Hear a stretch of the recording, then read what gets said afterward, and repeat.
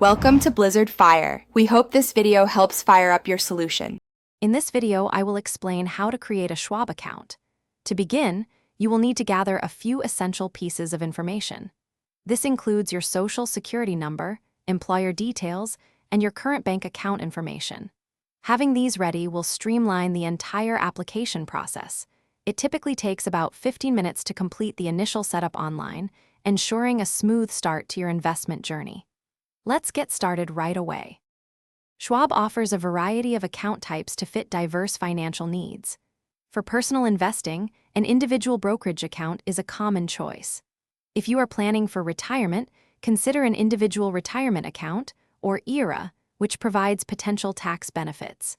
They also offer specialized options like custodial accounts for minors or trust accounts for estate planning.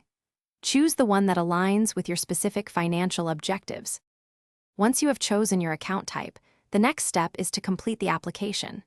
You can do this easily by visiting the Schwab website or using their convenient mobile application. Carefully fill out all sections of the online form, providing accurate personal and financial details.